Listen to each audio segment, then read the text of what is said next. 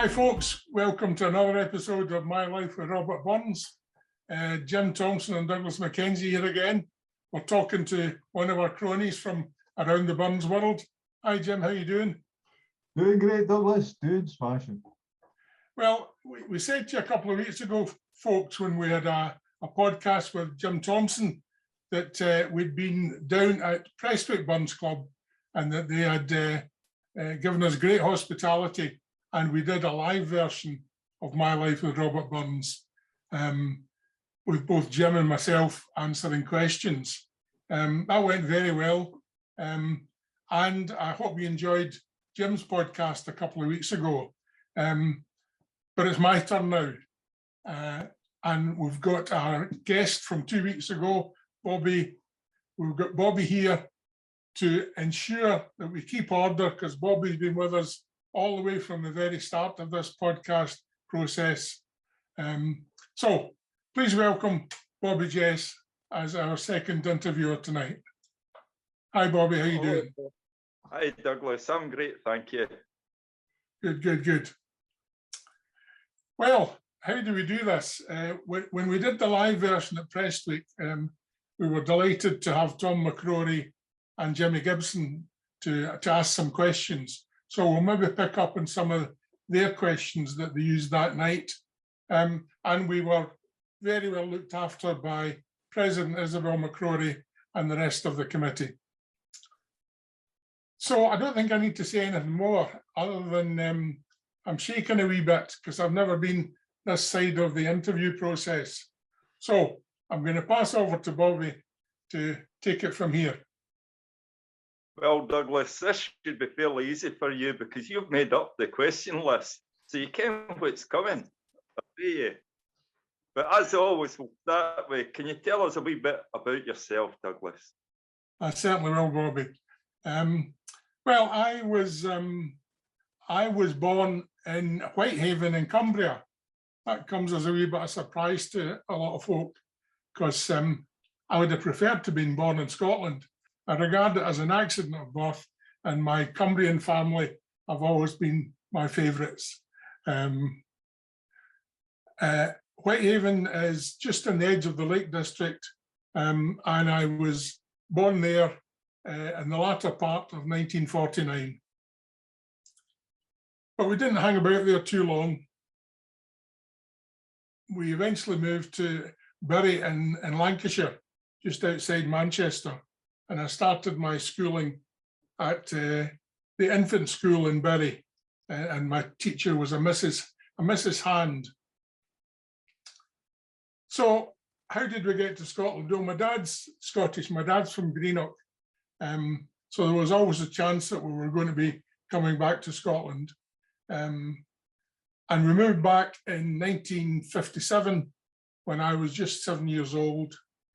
And I started going to school at Cumnock Academy Primary. It was a lovely school, and I had a smashing teacher to start with, Mrs. Hampson. And I arrived smack bang in the middle of the period when they were learning their poems for the Burns Federation competition. Now, I couldn't even understand the kids in the playground. Never mind understand this stuff that we were to try and learn and recite. So I struggled. And to be honest, apart from a couple of exceptions, I had no connection with Burns from that 7-year-old point on till I was in my mid-30s. That one exception is when I moved to what was then Green Mill Primary School. It became the primary that all the kids went to, and I had as a music teacher a Moira Anderson. Some people will maybe remember Moira from things like the White Heather Club and that kind of stuff. Let's just say she wasn't my favourite teacher, and many people who knew her will tell stories of someone who wasn't all that kind to the kids. But we can move on from that, because the one thing she did was recognise that she could find a voice in me as a boy soprano, and I had the opportunity to learn Eubanks and Brays, and even got my Burn certificate for singing Eubanks and Brays. It probably requires a different kind of voice now, but for those that want to hear it, it went, Eubanks and Brays, oh bonny Doon, how can ye bloom, say fresh and fair. As you can see, my voice is not very well tuned anymore. At least like you singing. gave it a go, Douglas, Aye. not like Jim Thompson. Cody. Sorry to interrupt, Douglas. Please carry on. That's quite all right. I went to school in Cumnock until my hires. Hires, for those that are not in Scotland, are a sort of almost equivalent to the O level, to the A level that's used in other parts of the UK. I didn't do all that well with my hires. It took me 2 attempts to get the numbers of passes that I hoped for. And I put that mainly down to being distracted with organising things. I was on the social committee, and I was on the secretary of the tennis club. I couldn't really play tennis, but I tended to take on the job of being organizer and many of these things. And when I look back, it was a real distraction from my studies. So when the time came to decide to go to university, I think I realized that I'd struggled to get to the point where I could go to university, but I didn't think that I had the desire to keep studying. So I took the opportunity to join Johnny Walker, the whiskey company in Kilmarnock, as a trainee accountant at that time.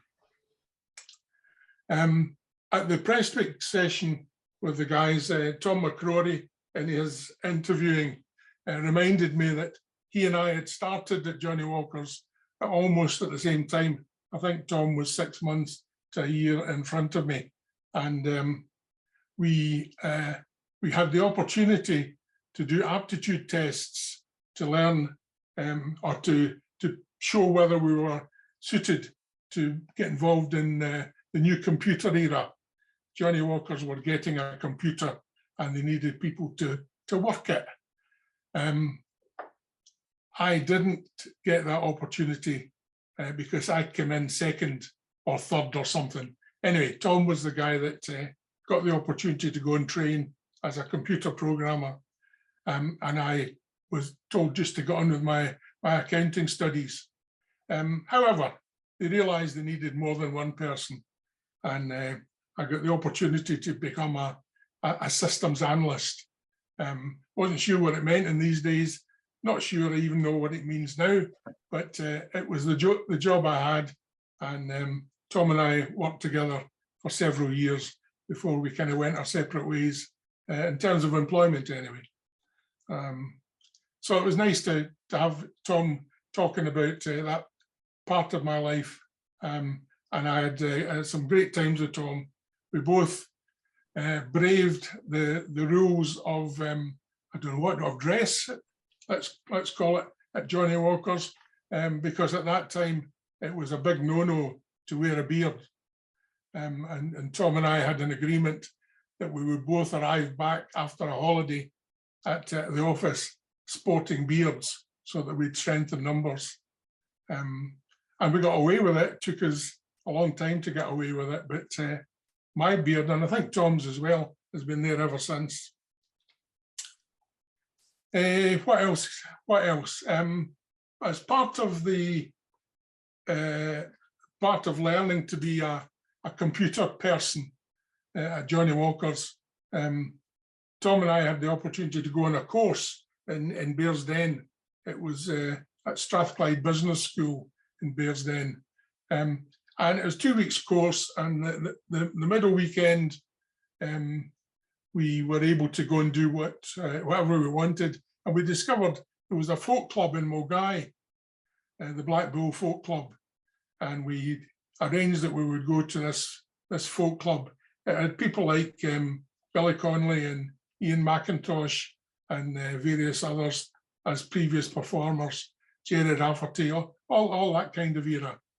And when we arrived at the folk club, it was quite busy, but we found this seat next to two young ladies who looked a wee bit embarrassed that these guys came and sat beside them.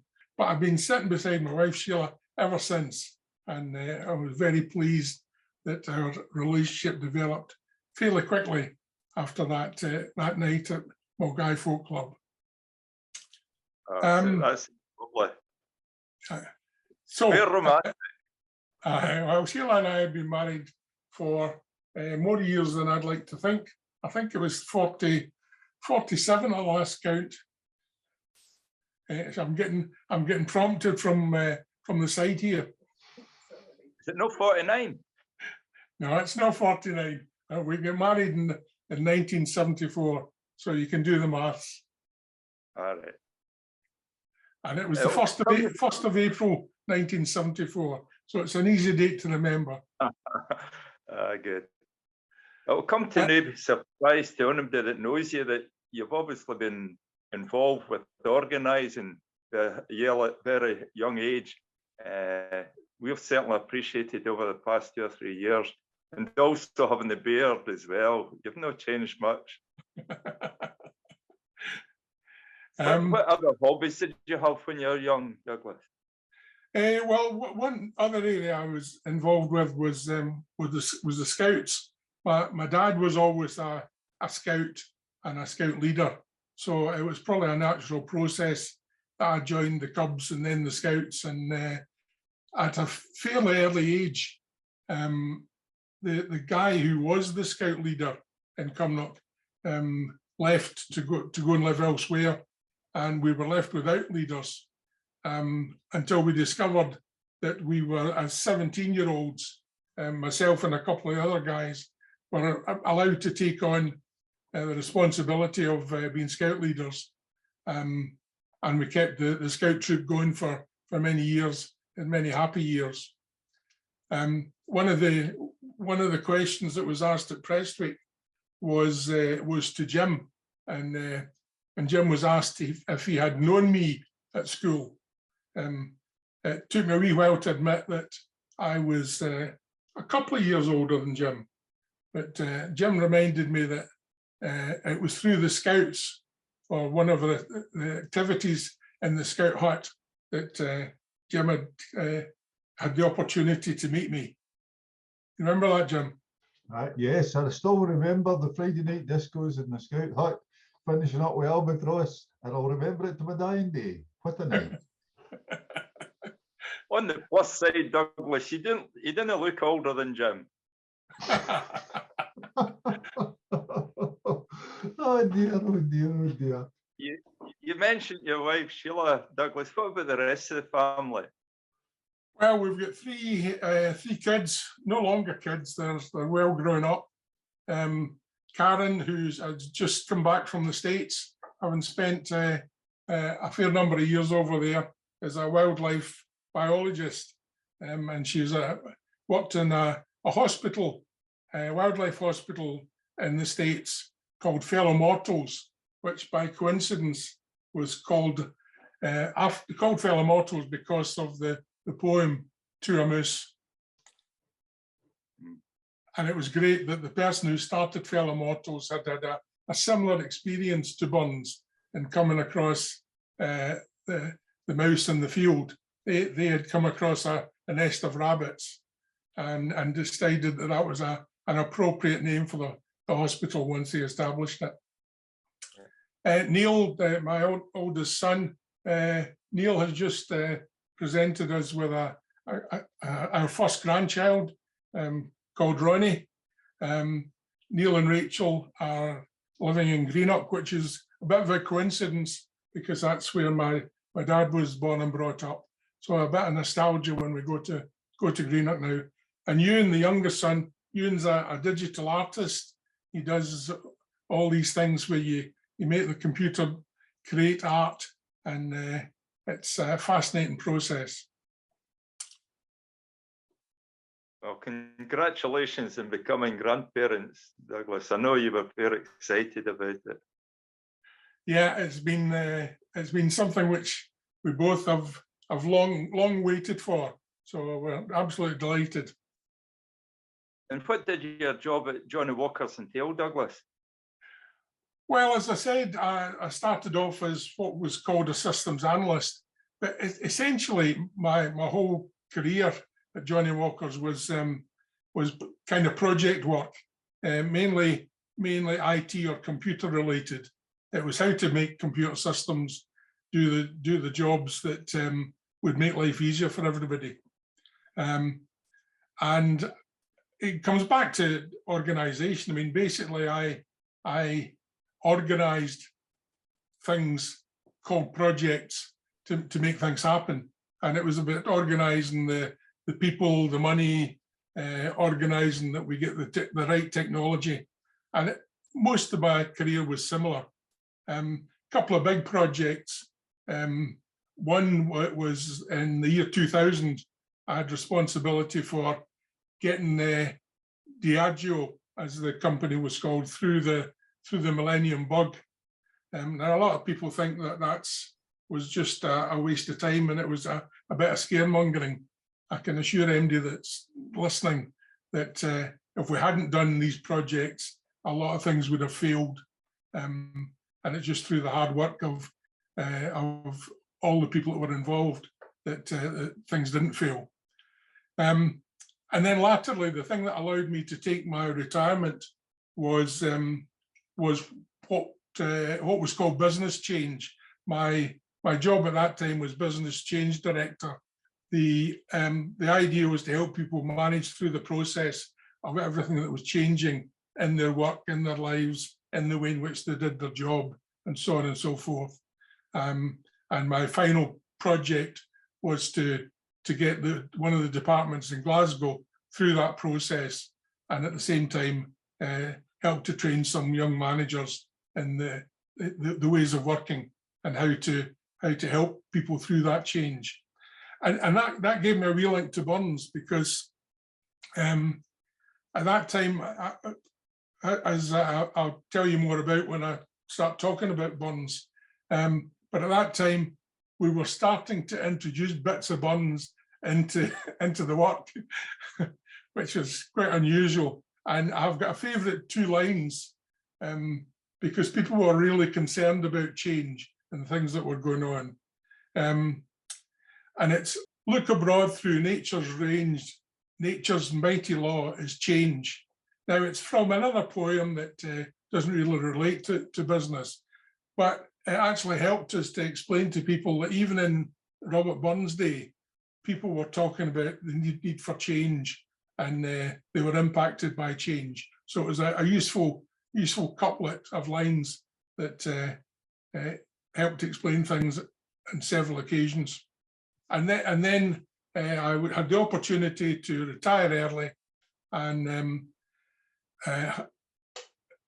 luckily enough, was able to retire with a pension.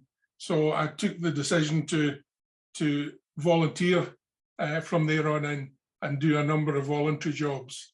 And I'll talk about one of them when we get on to Burns as well. It was funny when you were talking about taking the aptitude tests for Johnny Walker. A number of our cronies in the new Cumnock Bleathers would have been good at the aptitude for whisky tasting.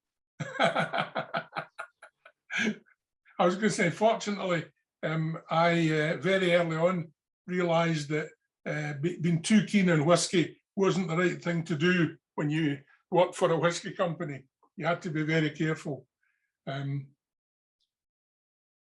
Oh, well, we're about to introduce another gentleman that's fond of his drink, and I'll hand over to Jim to talk a wee bit about Robert Burns. See, just before I do that, young man, can I maybe just say to you, I've had enough of your cheek. And here's what's going to happen. When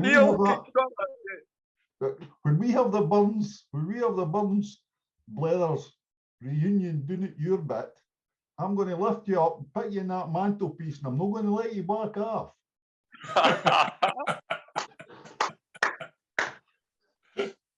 anyway, Douglas, you mentioned that burns at school, and then you said that wasn't the real start of the burns. So can you maybe explain to folk just exactly what that process was?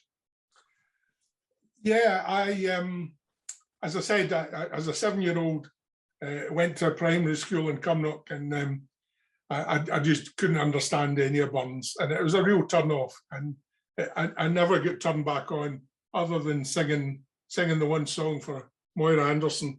I never get turned back on until I was approximately, 35, when I was a member of Cumnock and District Round Table. And one night, and I think it was in May time, we had a burn supper. Now, when I say it was a burn supper, it was a bit of a misnomer to call it a burn supper. It was basically a kind of daft night, where burns was mentioned a few times. I was sitting beside a guy called Jim Brown. We all know Jim. And the entertainment was very good. Some of it wasn't all that appropriate and wouldn't have been regarded as being politically correct today.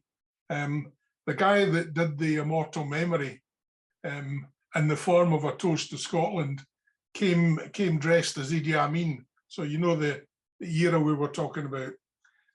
But a good night was had by all. And in the conversation with Jim, he had said to me, fancy joining New Cumnock Burns Club? And I said, oh, no. And I told him the story about being turned off burns. He said, I'll give it a go. He says, it only costs 50 pence to join the club. Give me your 50 pence and I'll put your name on the list. He says, you've got to January to think about it, because, we're not be doing much until the supper in January. So I gave him my 50 pence and thought nothing more about it, until the middle of the following week. And I got a phone call. He says, Brown here, New Cumnock Burns Club's going to visit Irvine Burns Club next week. We're passing your door on the bus, you're going. So that was it. I didn't want to offend him, and we went to Irvine Burns Club. And I have to say that I had probably one of the best nights with burns that I can ever remember. We were made very, very welcome. We were shown round about the museum. We then went into, I think they call it the director's room. They found some dregs of some alcohol in bottles in various cupboards, and we sat and blethered.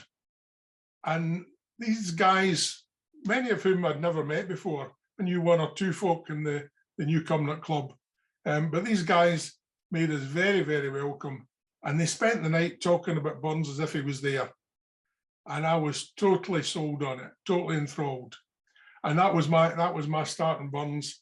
I went to the burn supper the following January, and I think with the exception of maybe one, I haven't missed it since. So was delighted to become a sort of a trainee Burnsian that night in the middle of the 1980s. But just speaking about Jim Brown and going to Irvine, you and Jim were for many years involved with the club trip, which non-members will not know about. Maybe talk your way through how that happened and the process of the trip. Yeah, I mean, one of the things that I am very grateful for is that the committee at the time, which was some very, very eminent Burnsians. There were people like Ian Hogg, Willie Gowdy, Billy Hastie, and even Jim Brown himself, who were very, very knowledgeable about burns and very knowledgeable about how burns clubs worked. And the rest of the committee are fairly big names within the community in terms of their length of service to the Burns Club. But these guys on the committee gave us young guys our heads. We were allowed to try things. We tried different kind of nights. At that time, I think the club perhaps had its annual celebration. It had something called a smoker, which we'll maybe talk about later. and it had a St Andrew's social night, and that was the calendar. And we thought, well, it might be nice to do something once a month, which we almost do now. And we came up with all sorts of different ideas for nights that might be something a bit out of the ordinary. And these guys gave us a head. Let's try things. And that's been my philosophy all the way through with Burns. People talk about not being able to get young folk involved. And I think if you give young folk their heads, give them the chance to try things, I think they're just as happy with Burns as older ones are. Apologies, Bobby, you're the young man here. So it was all about getting onto the committee at that time and having the opportunity to do the thing that I mentioned a few times, get involved in organising stuff. One story worth telling is about the bicentenary. We decided we were going to make something of the bicentenary, and we got, for instance, Chris Rowley's book, which if anybody hadn't seen it, we realised there wasn't a book that covered Burns and New Cumnock. So Chris decided that he would have got writing it, and the club published it. We'd never published a book before, but it was a great seller, and I think we sold out within a matter of months. But we also put on an exhibition in the community centre called Burns and New Cumnock. Now, it was a clever play on words, because it wasn't just what Robert Burns had done in New Cumnock, it was also talking about New Cumnock, because we didn't have enough artefacts to fill an exhibition simply on Burns. It was great, though, that Mauchline Burns Club helped us out. The Burns House Museum in Mauchline was closed for refurbishment, and Mauchline Burns Club were very willing to let us borrow some of the artefacts from the Burns House Museum. And I remember one night having to transport Robert and Jean, who were the two models that sat either side of the fireplace, two mannequins, to transport Robert and Jean up to New Cumnock so that they could be relocated into our exhibition space. Unfortunately, the design of these mannequins meant that they weren't as maneuverable as the mannequins you would get nowadays, and I had to transport these two mannequins, is the best word to use, up to New Cumnock from Mauchline, and the only way I could get them in the car was with Robert lying on top of Jean in the back seat. Oh dear, it would all be better to be vice versa. So, sorry, couldn't help that. So we've quite a bit of fun with these kind of things. But you mentioned the trips, and we had a committee for the trips. We started off as a day trip to Dumfries, which I think Billy Hasty instigated, and it was a minibus and a car, because I remember sharing a car with John Boland, our Australian member at the time, or our only Australian member, and we had a day in Dumfries, and it was tremendous, and it inspired us to go for something again the next year, and with a couple of more years where it was just a day trip, and then we started going an overnight trip, and so on and so forth. But we set up a committee which consisted of Jim Wilson, Chris Rowley, Jim Brown, Jim Hazlitt, who's unfortunately no longer with us, and myself, and we had a great time. We have probably been everywhere in the UK that Burns has been, and we have probably been places that Burns would like to have gone to, but we've been everywhere. The value of the recce team or the recce committee was that we had the opportunity to go and explore, and we used to have a great time every year, and then was able to follow up with a busload of about 30 of our cronies, and we always had a great weekend. We did that for about 25 to 26 years, and then fortunately our younger colleagues, Rab Shankland and Graham McClatchy, took over the responsibility of organising the trips and have done a great job of it ever since. Again, another example of getting young people involved and giving them the opportunity to try things out. Well, during that, you've given, well, you hinted at something there that I really need to get you to talk to people about, which I think has been a really important part of Ayrshire's involvement with Burns, and that's the Lecraig World Speaking Competition. Can you tell us about that? Yeah, that was that kind of came about in a strange way. I mean, first of all, it was a competition that was endorsed by the Federation and was in theory managed by the Ayrshire Association of Burns Clubs. At that time, I had been president of the Ayrshire Association, and like with everything else, the reason I got involved was because I'd been to a couple of meetings and I felt I could do something about organising things better. I don't know that I ever achieved that, but I was fortunate to have as my vice president the great Joe Kennedy. And the reason I think I was fortunate is Joe was just such a great guy, but his knowledge of Burns was absolutely supreme. And I'm not really a Burns scholar. I'm very much an organiser. Joe was great. Joe gave me great advice. And one of the things I was able to go to Joe for was advice about Lecraig, because the other thing that was happening at the same time was that I'd retired and I'd been given the opportunity to join an organisation called Ayrshire Management in the Community. And basically it was taking people that had been involved in business and getting them to volunteer to support local organisations. At that time, there was an organisation in Muirkirk in Ayrshire called the Muirkirk Enterprise Group. And I was allocated to that group to see if I could help them in any way.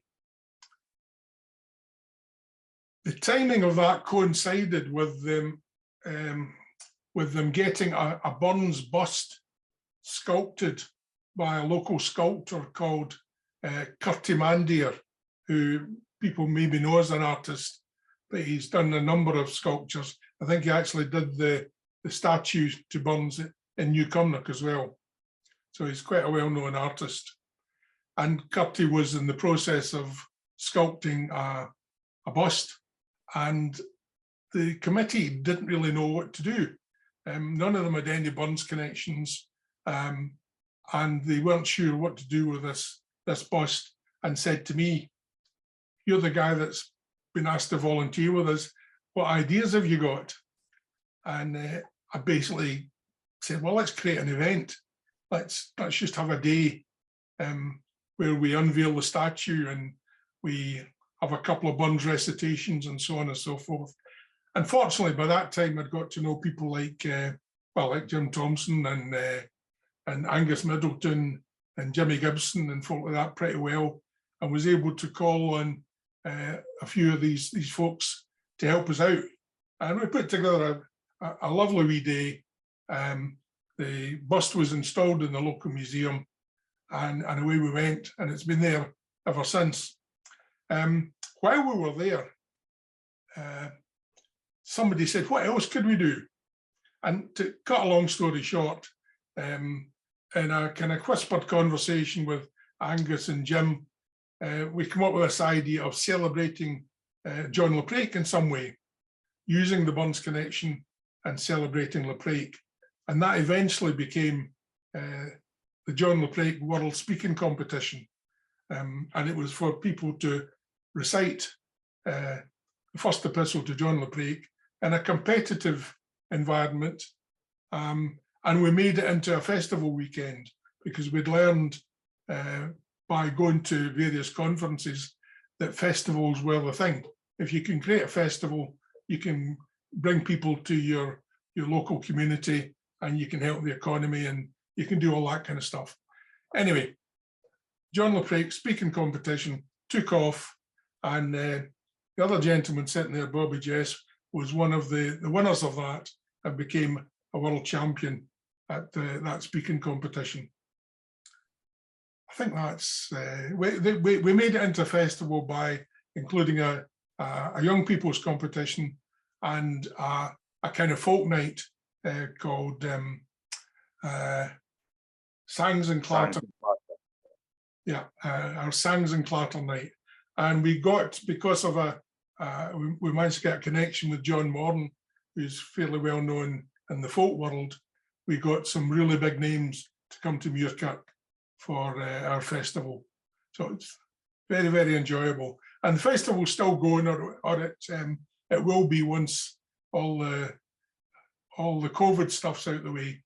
And hopefully they'll get the competition started again sometime in the near future. We've glossed over a couple of things there, Douglas, and I understand, knowing you well, that you're reluctant to take credit for a lot of stuff, and I understand that. But I mean, you've been a president in the Cumnock Burns Club, you've been president of the Ayrshire Association of Burns Clubs, you're probably the best organiser that's ever been my privilege to be associated with. And this year, the club decided at the AGM, well, they announced at the AGM that they were giving you the honour of honorary president. How do you feel about all that? As you said, Jim, I'm a wee bit reticent when it comes to, you know, honours and praise and such like, because to be perfectly honest, the things that I've been involved in, things I've done, there's two things about that. One is I've done them because I enjoy doing them, you know, so it's been an absolute pleasure to get involved in these things. And like with everything, you can take the lead on things, but you need everybody else to support you. And the support, especially from New Cumnock Burns Club, has been just tremendous. Just, and again, on a very personal note for me, and I apologise for this, but I'd really love to know, when this COVID thing struck, you basically started the Burns Club Leathers, which to me is just was a lifesaver at points and times. It stayed me getting off my head, well, some people would say I'm already off my head, but for me, it just kept me a wee bit more sane. How did that idea come about?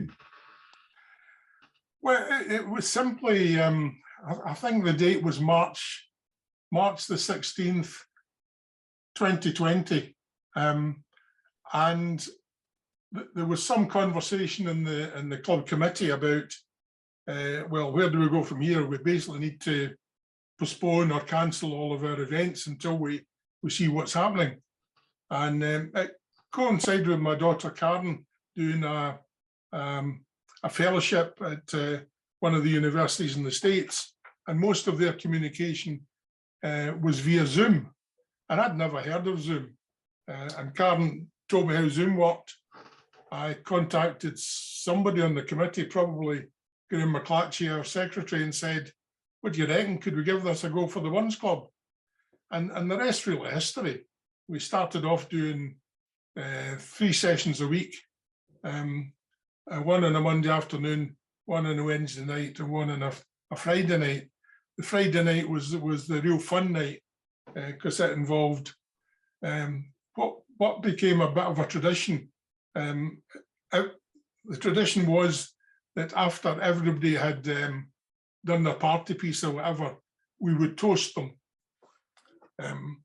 Now, I don't mean we toasted them with a toasting fork, we toasted them with an alcoholic drink. So it got to the stage where everybody was quite relaxed and enjoying the fun. And the amazing thing for me, and I mentioned earlier on, you very much dependent on other people. Some of the subjects we picked to talk about in these sessions were so off the wall, it's unbelievable. And yet all the guys that attended came along prepared to say their spiel about any particular subject. I mean, we'd things as extreme as, you know, tell us about your favorite cheesy piece. And it worked, you know. Well, I've got to say that I think the singing certainly worked. Well, I mean, that was something we discovered by accident, that we discovered that Zoom doesn't like music because it seems to try to compete with the various screens. And we tried it and it was terrible. And then we realized that terrible was actually quite funny. So it became a regular feature on all our Friday nights. And once we'd done the Zoom for a small number that we called the Burns Club Leathers, I think the original title was going to be Cyber Tatty Scorners, because previously Burns Club meetings, if we were meeting in somebody's house, always involved tatty scones. So we thought maybe Cyber Tatty Scorners might be a good name for our Zoom version. But anyway, it became Burns Club Leathers, and it has been ever since. And that led to us taking on other things like there was a group that just started in the last year, a group of poets, Burnsians, anyone interested in Scottish verse or song was meeting at the Bachelors Club. They became known as the Bachelors Club Performers, meeting at the Bachelors Club in Turbolton. The atmosphere was tremendous, and we met once a month in the first Tuesday of every month. And it looked as though that was going to come to a standstill until we thought, well, we've done other things on Zoom now, so let's just give it a go. And we managed to keep the Bachelors Club activity going for a year and a half during COVID, just by doing it online. And that allowed us to have people coming along from not just the local area, but we had people joining from the States and Canada, other parts of the UK, and it was great friendship with people that in some cases we'd never met other than over Zoom. And of course, all that led to this. Yes, and Bobby sitting there is in some way responsible for that, because one of the things that Bobby started doing using technology was a daily poem, and he started off doing a poem himself, reciting it, and then got other people involved, and many of our cronies from all over the world again joined in, were able to do the daily poem, and Bobby kept that going for, I think it was it 6 months, Bobby, or 3 months? No, it'd be about 3 or 4 months, Douglas. Yeah. But as you say, the number of people that joined in and very, very good performers was heartwarming. In a similar vein to yourself, you know, got lots of comments of how it helped people through. You have helped all of us through over these past couple of years. You know, your organisation, your ideas, how you come up with some of these topics, I'll never know. But we'll love them, and you've just got to get involved. You once you get friendly with everyone, you know, you've no inhibitions. Crikey, I even try and sing in front of you, you know. You know how bad that is. Coming back to the point Jim was making, you know, how the podcast kind of grew out of that. If I remember rightly, we sat and chatted one night about what else could you do with Zoom, and just come up with this idea that a lot of people in the Burns world are only known for what they do at a Burns supper, be it chairing a supper or doing the immortal memory or reciting Holy Willie or something like that. They're known by that rather than known by any knowledge that people have about them as individuals. And we thought, let's see if we can do something about that, expecting that we'd maybe do half a dozen folk in our own club. And if I'm correct, this episode will be number 97. So it's just taken off. And fortunately, people tend to come forward or be recommended by their friends or their cronies. And we've not had to work too hard to get people involved. I think we are talking about perhaps cutting back from doing one every week to perhaps doing it monthly. But that's only so that Jim and I don't have a commitment for every Thursday night to sit and record something.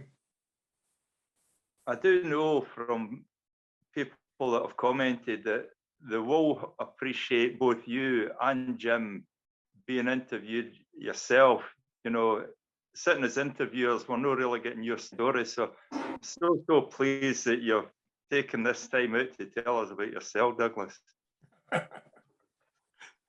Well, the one thing that I don't do, and I noticed in Jim's podcast, he made a similar point that we're not regular performers in terms of recitations or whatever, but it's just been fantastic to have the opportunity to have the friendship and the camaraderie of being in a Burns club and being in more than one Burns club in some instances, and having been able to continue with that during the restrictions of COVID. And as you rightly say, we've built up some great friendships, and it's just been tremendous. And the fact that we are able to have such friendships means that people are relaxed about trying to do recitations or relaxed about trying to sing a song or whatever. I just think it's great that we've been able to do that. And for me, one of the joys, I mentioned it earlier on, has been to have contact with a lot of our cronies from around the world. I had the opportunity several years ago to visit the Robert Burns Club of Melbourne. It was made very, very, very, very welcome there. But they were the only people I knew from an international club, if I can call them that. But it's been great to have sessions with some of the guys from Canada and the States, especially. It's been amazing. Douglas, just to take you back a bit, we talked about the club trips. Any favourite places on all the trips you've been on? Oh, I think there's lots of favourite places, but I think the words that Burns himself used in his letter to Francis and Lop kind of reflect my attitude to the trips. And what Burns said was, and I'll read this, I have no greater, no dearer aim than to have it in my power, unplagued with the routine of business, for which heaven knows I am unfit enough, to make leisurely pilgrimages throughout Caledonia, to sit on the fields of our battles, to wander on the romantic banks of our rivers, and to muse by the stately tower or venerable ruins, once the honoured abodes of our heroes. And that's what I think we do in a Burns Club trip. So Burns gave us our rule book way back then, and all we've done is follow it. It's been tremendous. But if I have to choose, I would choose the Borders. I think there was so much about the Borders, even some of the kind of conversations Burns had. You know, the wee verse that he wrote for Rachel Ainsley in the church at Duns. All that kind of stuff comes out of that Borders trip. And that's my favourite, although I've enjoyed everywhere we've been. Speaking of favourites, favourite poem? I don't really have a favourite poem. I've got a lot of poems I love listening to, but not being a reader myself, I don't know of one that I can say, well, I like that because I like reading it. I think my favourite Burns works tend to be songs, and they tend to be the kind of songs that you would you wouldn't get everybody else to join in with. But we did an interesting experiment last night. Bobby mentioned the different subjects we have for our Burns Club Leathers. Well, our Wednesday night tends to be a kind of educational night. We talk about Burns as opposed to just have a lot of fun. But we talk about Burns, and it in itself is fun. And the subject we picked on Wednesday night was your favourite 2 lines. Now, plenty of folk have said, what's your favourite verse or what's your favourite 4 lines? But it was your favourite 2 lines. And I mentioned my favourite 2 lines earlier on. You look abroad through nature's range, nature's mighty laws change. But that was because I found it useful and I could adapt it to a work environment. But it was interesting what people chose last night. And these sessions allow us to bring out information that not everybody knows about. Like last night, one of my favourite pairs of lines happened to be Jim Wilson's as well. And it's the one that everybody knows from the Epistle to Davy. The hair ties, the pear tie that Max's Richter rang. Right, very simple couple of lines. But what I didn't know is that that's engraved on the lectern that's used every year at Newcomer Burns Club.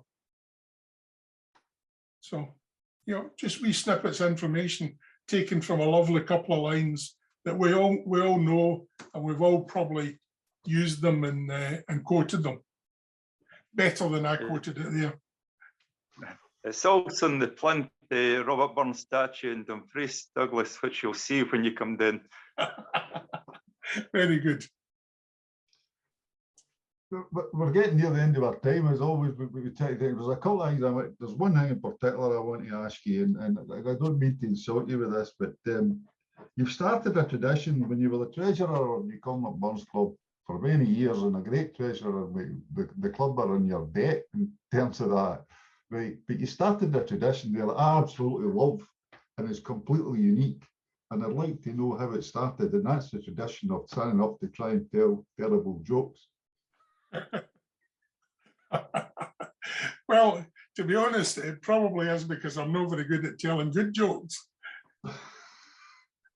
And one year, I think 1 year I decided that I'd get a lot of puns and just kind of string them together, because I didn't really have anything much better than that, and they worked. And having worked with terrible jokes 1 year and people laughed, I thought, well, we'll just keep going with that. But my predecessor, Alec McKenzie, Alec was a 1 joke man, and when it came to giving his talk, there's 2 things that Alec did. One was to always say, "Hi boys, it's been a good year. I got 2 holidays this year."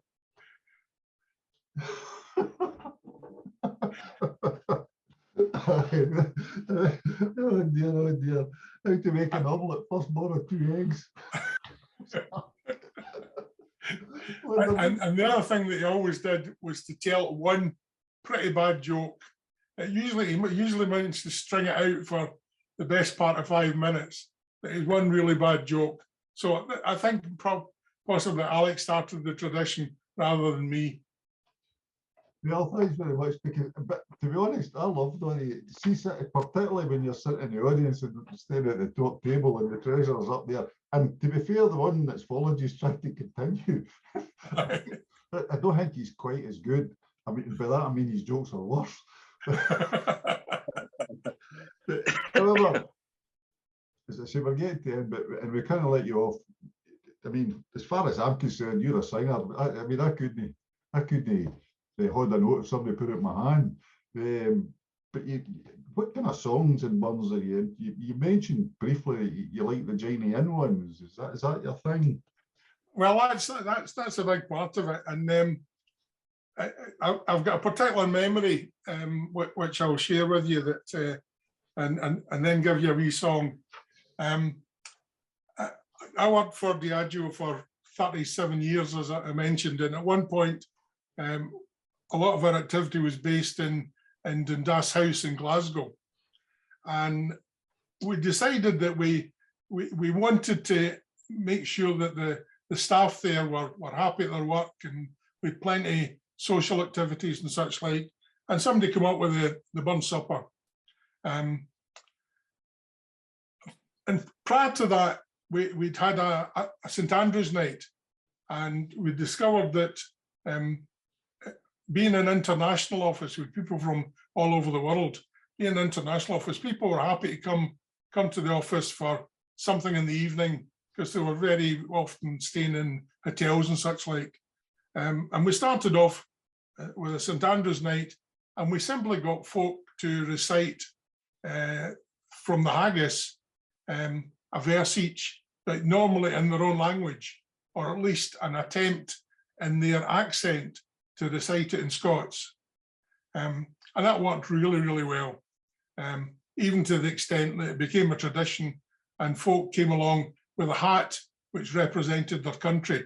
You know, John Boland, I mentioned earlier on, had the corks hanging down when he was doing his recitation. So we knew there was an interest in Scottish stuff, and we decided to have a bun supper.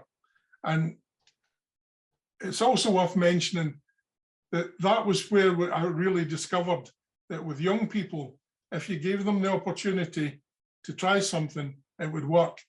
And we basically got a lot of the young guys to go away, and we allocated them, you know, you can do the toast to the lassies, you can do the reply, you can do Drouthy Cronies. Now, we're only asking for, you know, 5 and 10 minute speeches. But these guys went and got tore into it, and we had a great night. To the extent that I was able to relax and not be too involved in the organising, which meant that I get singing the next year. And the song that we chose was Willie Brewed a Peck of Malt, but we did it as football supporters returning from an international. So with the football strips and the tartan scarves and the See You Jimmy hats and the cans. And the good thing about the cans was the guys who didn't know any buns were able to have their words written on the cans. So it worked particularly well. And it was a join in song. And it meant everybody in the audience, because they printed song sheets, everybody in the audience could join in the chorus. So that was a great memory. So with your permission, I'll just do a couple of verses and folk can join in at home. Because if I ask you guys to sing, nobody will be able to stand this long enough to finish it. Oh, Douglas. Okay, here we go. Oh, Willie brewed a peck of malt, and Rab and Allen came to see. Three blither hearts that lie lang night, you wouldn't fin in Christendie. We on the foo would know that foo, with just a drappie in Uri. The cock may crow, the day may dawn, and I will taste the barley brie.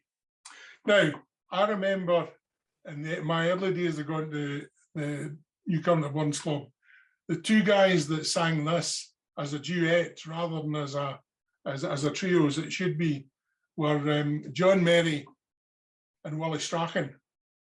And the thing I liked about it is when they got to the final chorus, they really put on a show, and it went something like this.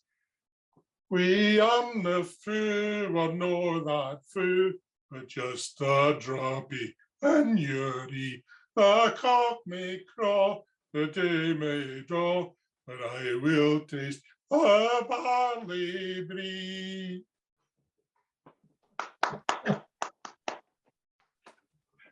Sounds like a Friday night.